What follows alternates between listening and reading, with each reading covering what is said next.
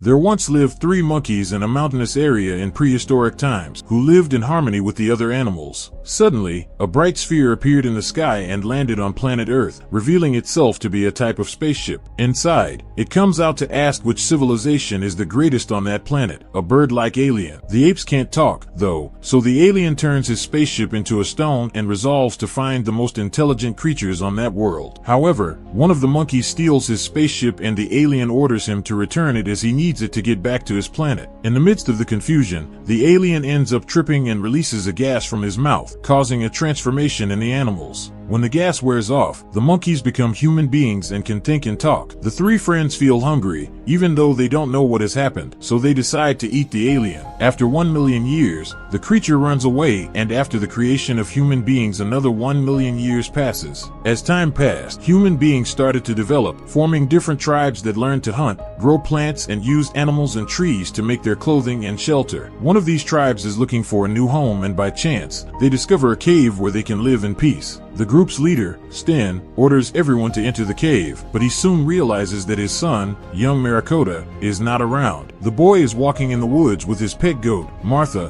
who is also in the woods. Marakota wants to impress his father and is attempting to collect fruit on his own to feed the entire tribe. As he is searching, the young man discovers a shiny stone in which he sees his face, like the water of the rivers. Marakota is curious about the object and decides to take it with him and returns to the tribe saying that he has gathered fruit for tonight's dinner. Marakota's father reprimands him for wanting to act alone and says that if he continues like this, he will never be able to assume leadership of the tribe. But the rest of the tribe thinks that Marakota is a hopeless case, and that only gives the young man more incentive to prove himself. Following the argument, Marakota runs into his sister, the young hunter Sola, and his rival Crookfoot, who is always trying to impress the tribe's leader. Now it is Marakota's turn to take care of the campfire, tossing wood and embers onto it to keep it going. As the boy is cooking his stew, he notices 3 beetles walking on the ground, and he sets them up for a race. Crookfoot sees an opportunity to hurt the boy and become the new leader, and so he does, with a device that can attract insects. They are so sensitive to the sound that the beetles follow it and Marakota attacks them, so the campfire is left unguarded. Crookfoot quickly picks up some of the coals and puts them in a pot, then fills it with the stew, putting out the fire altogether. Minutes later, Marakota succeeds in catching the insects, but Volga realizes that the fire has been put out and the entire tribe is down. Immediately, when the young man returns, Volga asks him for explanations, but a rock rolls out of a hole in the wall. Inside is a Neanderthal, who introduces himself as a Largo. Sola tells him to go away, but despite not being very intelligent, has physical strength and is not intimidated by the huntress. To correct his mistake, Marakota tries to confront the Neanderthal using a pitchfork, but is easily defeated by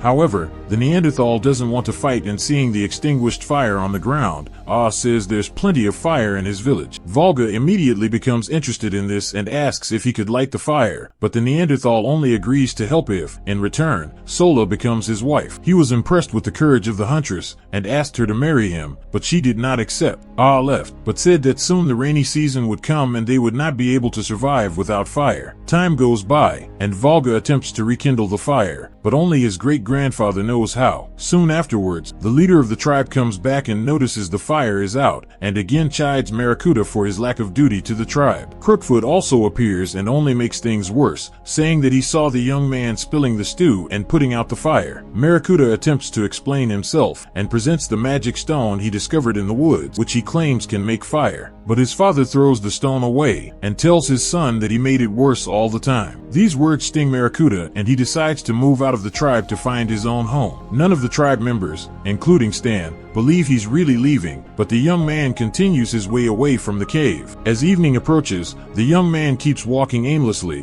when he hears the sound of thunder indicating intense rain. A lightning strike occurs in the next few seconds, and the leaves catch fire, creating a fire. Marakota doesn't hesitate to go up the tree and pick up the leaves that were burned, but when he goes back to the tribe, he gets caught up in a trap. The boy is tied to a rope which is attached to the tree, but the weight of the boy stretches the trunk and throws Marakota far away. In a lake, surrounded by nearby mountains, the alien who came to the planet is bathing, and he's surprised to see something drop into the lake. Suddenly, he sees a human emerge from the lake and startled, he releases his magic gas and hits the human on the head with a branch. But the human turns out to be Maracuda, who collapses and wakes up hours later, inside a hole in the sand. The alien and a gang of meerkats stop the funeral and assist Maracuda in getting on his feet when he is seen alive. When the young boy discovers a talking bird, he is scared and attempts to flee, but he finds that with Tink's magic gas, all the animals around him are able to talk. Maracuda evolved, becoming able to communicate with all animals. Tink is amazed at the new power the young creature has acquired and introduces him to the area where he lives with the meerkats and other animals. In the tribe, meanwhile, Stan is surprised to see his son has not returned and fears something has happened to him. Volga then advises his son to go after the boy because before becoming the tribe's leader, he must fulfill his responsibilities as a father. Stan agrees, and again Crookfoot takes advantage of the opportunity and backs up his choice of going after Maracuda. But the tribe must have a leader, and so Stan designates Crookfoot as his replacement until he is back. Finally, Stan sets off in search of Maracuda, heading towards unknown lands. Far away, Maracuda enjoys a meal with Tink, who is treated by all the animals as a divine entity known as the Bird of the Skies. Maracuda asks why he's called that, and Tink explains that he didn't come from this world but from a planet called Krakish. Thousands of years ago, Tink's people discovered the planet, and with their magic gas, they could create life on Krakish. However, one day the planet was hit by an asteroid shower which destroyed the entire planet. Tink's parents tried to protect their son, but the impact of one of the asteroids pushed him towards the glowing rock, which soon transformed into a spaceship. Tink was then accidentally transported off planet, and in space, he remained frozen for many years. Thanks to this, his body was preserved, and when the alien landed on Earth, he finally awoke and unintentionally gave rise to the human race. However, he ended up losing his spaceship, and so he spent all this time living on Earth alongside the meerkats. He must locate the ship as quickly as possible, since otherwise he will not be able to use the power of the gas properly. Tink recounts his tale, and then he lets Maracuda sleep in the cave until he is ready to go back home. The boy is fast asleep in the middle of the night when Tink wakes him to ask for help. Although treated like a god, the alien is tired of the meerkats who won't let him leave the cave to protect him. He then asks Maracuda for help to escape, promising to give him whatever he wants in return. Then the young man requests the alien to return him home and to teach him to be a true leader. Tink agrees, but they are surrounded by high mountains and there is no way to climb them without being noticed by the meerkats. As Maracuda is thinking of a plan, he spots a round rock on the mountain peak and has an idea. The next morning, the alien tells the meerkats to follow Maracuda's instructions, and they construct a sort of crane to attach a vine to the round rock. This will allow the young man to leave the mountain and go back to his tribe, but he must have the meerkats to move the rock. The group then tries to pull it with all their strength, but Maracuda intentionally places his foot on the vine so that they are unable to pull it. The alien then decides to help, and with the young man they pull the rock, which falls on top of the wooden structure. The meerkats soon discover that the structure was a catapult, and on top of it, they build a boat with Maracuda and the alien jumping with it to the other side of the mountain. The two then get into a river, but the flow of the river is too strong and starts to drag the boat with all its force. The moment the tribe's leader is running towards Maracuda to take him with him, he sees him being swept away by the current and runs toward him. But Maracuda's boat is forced and collides with a rock, separating the young man and alien. The boy sees Sten jumping towards him, but he can't reach him, and the two are separated in the middle of the current. In the tribe, Crookfoot is exploiting his newfound position and approaches Sola to ask her to marry him. The young huntress appears to say yes, but as soon as she takes Crookfoot's hand, she throws the madman to the ground, saying that she would never marry him. The girl's greatest concern is her father and brother are still missing in the woods somewhere. Fortunately, the two manage to survive the current. Sten sees his son on the shore, which has brought him there by the strong current. He rushes towards Maracuda, but when he sees him, Tink is startled and spits out her magic gas at Sten. By accident, he ends up transforming the tribe leader into a small caterpillar, and thanks to his new ability, Maracuda is able to talk to him. The boy asks the alien to turn his father back to normal, but Tink can't control magic outside of his planet. To save his father, Maracuda tries to think of a solution when he sees a huge mountain ahead piercing the sky. If they get closer to the stars, Tink will be able to reach his planet via magic and bring Stan back. The alien doesn't think that's possible,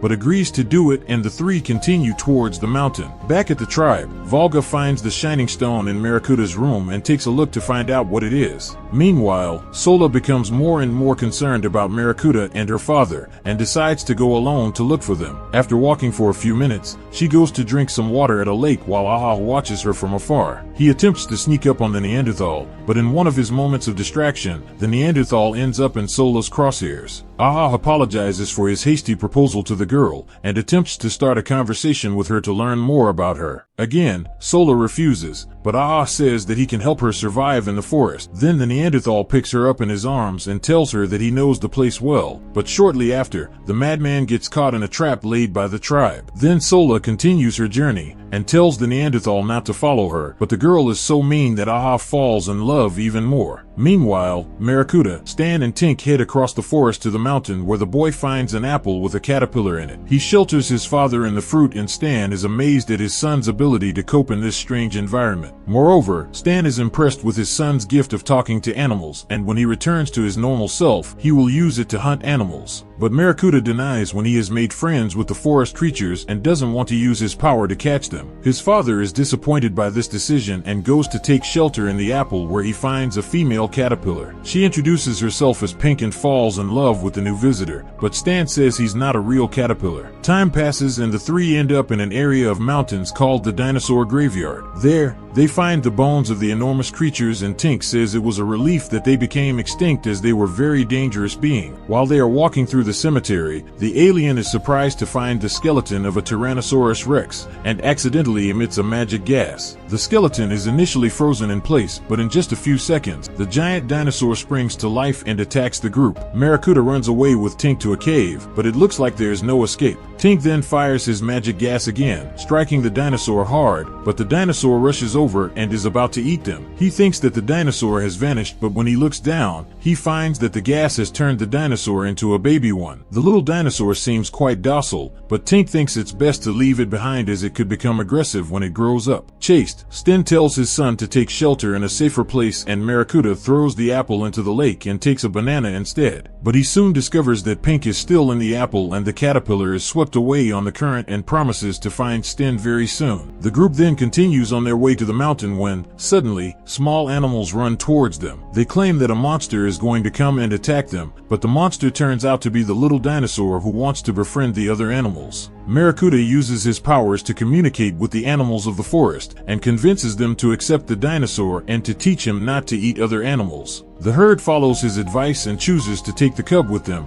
and the young dinosaur is even more proud of his gift. But it's not over yet, and the trio keeps climbing when they are suddenly attacked by a pterodactyl. The creature bites Sten off, and Maracuda attempts to save him by throwing a banana, but it comes back and hits the boy on the head. Soon, Maracuda awakens in a bright place and is greeted by his great-great-grandfather and all of his family's ancestors. He notices that the boy has always been insecure about his talents, but advises him not to give up, as he knows that soon Maracuda will make everyone proud. After this vision, the boy is awakened by Tink, who says that Stan was taken by the pterodactyl to the top of the mountain. Maracuda runs to try to save him, but the flying dinosaur takes him to its nest of hatchlings and throws the caterpillar into the beak of one of them. Even so, Stan doesn't give up and uses all his strength to get out of the hatchling, managing to jump out of the nest. But he finds himself in a web and the easy prey, so the spider pulls him up and hangs him under a rock. When Stan hears a familiar voice, he tries to free himself and finds Pink, who is also captured by the spider. Both must get away as fast as possible, so Stan has a plan and starts weaving his way into Pink's web until the weight pulls them apart. The caterpillars continue to drop fast until Stan sees Maracuda and Tink climbing the mountain. Fortunately, Stan and Pink settle onto a leaf, and the boy tells them not to move, as he will come down the hill to retrieve them. While they wait, Pink thanks Stan for saving her life, but says she needs to say goodbye now, as she's about to undergo a transformation. She quickly discovers she's becoming a butterfly and admits that she would not have come this far without Stan's assistance. Before entering the cocoon, she advises him to pay more attention to his son, because even though he's clumsy, he has a good heart. Finally, Pink begins his transformation, and soon after,